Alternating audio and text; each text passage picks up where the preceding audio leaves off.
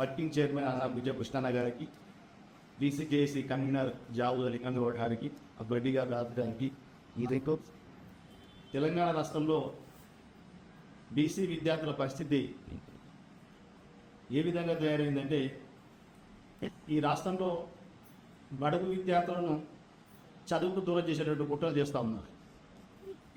ఈ స్కీమ్ ప్రారంభం చేసినప్పటి నుండి కూడా ఎన్నో సంవత్సరాలుగా ఎన్నో ఉద్యమాలు చేసి ఈ స్కీమ్ను బీసీ సంఘాలుగా 2008 జనవరి 24వ తారీఖు నాడు సాధించినటువంటి ఈ స్కీము అందుకంటే ముందు 10 సంవత్సరాలు ఫీజుల రియంబర్స్మెంట్ కావాలి, బడుగు విద్యార్థులకు ఉన్నత చదువు కావాలని చెప్పి మేము పోరాటం చేసి అనేక సంవత్సరాలుగా పోరాటం చేస్తే మరి 2008లో స్వర్గీయ రాజశేఖర రెడ్డి గారు అప్పుడు కాంగ్రెస్ పార్టీ అధికారం ఉన్నప్పుడు ఈ ఫీజుల రియంబర్స్మెంట్ మొదలుపెట్టారు.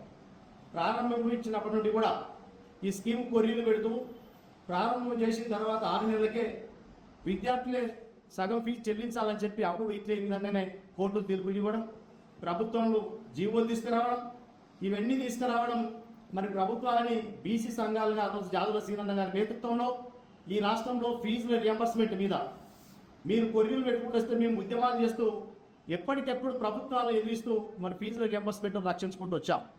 కానీ ఈరోజు రాష్ట్ర ప్రభుత్వం ఏం చేస్తుంది, వచ్చినటువంటి ఫీజుల రియంబర్స్మెంట్ స్కీమును ఎప్పుడు ఎత్తేయాలనేటువంటి కుట్రలు చేస్తూ ఉన్నది.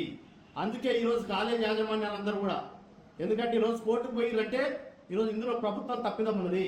ప్రభుత్వం గత 4 సంవత్సరాల నుంచి ఫీజుల రియంబర్స్మెంట్ ఇవ్వకుండా, విద్యార్థులను చదువులకు నోచుకొని ఇవ్వకుండా ఈరోజు 7,500 నుంచి 8,500 రూపాయలు బకాయిలు పెడుతూ మరి ప్రభుత్వం విద్యార్థులను దూరం చేసేటటువంటి కుట్రలు చేస్తూ ఉన్నది. అందుకే మేము రాష్ట్ర ప్రభుత్వాన్ని హెచ్చరిస్తా ఉన్నాం, బడుగు విద్యార్థుల చదువుకు దూరం కాకుండా ఏదైతే ప్రజాపాలన పేరు మీద మీరైతే అధికారంలోకి వచ్చిర్రో ప్రజలను సుఖ సంతోషం పెట్టాల్సిన బాధ్యత ప్రభుత్వాల మీద ఉంది. కానీ ఈ కన్నీటి చదువులు చూసేటటువంటి బాధ్యత మరి ప్రభుత్వాలకు ఉండొద్దని చెప్పి కూడా మీకు కోరుతా ఉన్నాం. ఈరోజు ఈ రాష్ట్రంలో ఫీజుల రియంబర్స్మెంట్ విషయంలో రాష్ట్ర ప్రభుత్వం తక్షణ జోక్యం చేసుకోవాలి.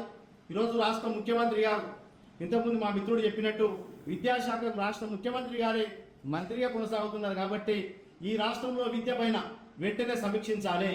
పాఠశాల విద్య పైన, కాలేజీ విద్య పైన, అదేవిధంగా సంక్షేమ హాస్టళ్ల విద్యార్థుల పైన కూడా రాష్ట్ర ముఖ్యమంత్రి గారు సమీక్ష నిర్వహించి ఈ రోజు ఒక పక్క ఫీజుల కోసం, ఇంకొక పక్క మిస్ఛార్జీల కోసం, ఇంకొక పక్క చదువుతున్నటువంటి విద్యార్థుల హాస్టల్ భవనాలకు ఫీజులు ఇవ్వకుండా, హాస్టల్ భవనాలకు నిధులు ఇవ్వకుండా విద్యార్థులు ఎల్లగొట్టేటువంటి పరిస్థితుల్లో ఈరోజు హాస్టళ్లకు తాళాలు వేసే పరిస్థితులు వచ్చాయి ఈ రాష్ట్రంలో.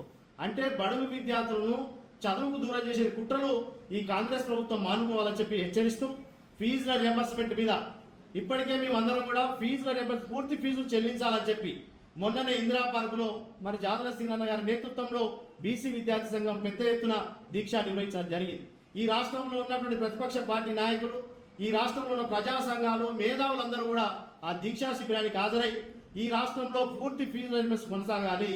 ఒక విద్యార్థి, బడుగు విద్యార్థికి ఎంత ఫీజు ఉంటే ఆ ఫీజు మొత్తం ప్రభుత్వమే భరించాలని చెప్పి ఒకవైపు మీకు పోరాటం చేస్తుంటే ఈరోజు ప్రభుత్వాలు ఫీజులు ఇవ్వకుండా కొంతమంది యాజమాన్యాలు కోర్టుకు పోయి ఈరోజు బడుగు విద్యార్థులను విద్యకు దూరం చేసేటువంటి కుట్రలు చేస్తే సహించేది లేదు. ఈరోజు బీసీ సంఘాలుగా ఈ రాష్ట్రంలో అవసరమైతే విద్యా సంస్థలను బంధుకు పిలిపిస్తాం, అవసరమైతే తెలంగాణ రాష్ట్రానికి బంధుకు పిలిపించి ఈ రాష్ట్రంలో ఫీజుల రియంబర్స్మెంట్ ను జాదుల శ్రీరన్న గారి నేతృత్వంలో సాధించుకుంటామని చెప్పి కోరుతూ ఈ రాష్ట్రం మరొకసారి, ఎందుకంటే బడుగు విద్యార్థుల విషయంలో రాష్ట్ర ముఖ్యమంత్రి తక్షణ జోక్యం చేసుకొని బడుగుల విద్య పైన జోక్యం చేసుకొని రివ్యూ మీటింగ్ నిర్వహించి బడుగుల విద్యను సక్రమంగా కొనసాగే విధంగా చూడాలని చెప్పి కూడా ఈ రాష్ట్ర ముఖ్యమంత్రి గారిని డిమాండ్ చేస్తా ఉన్నాం.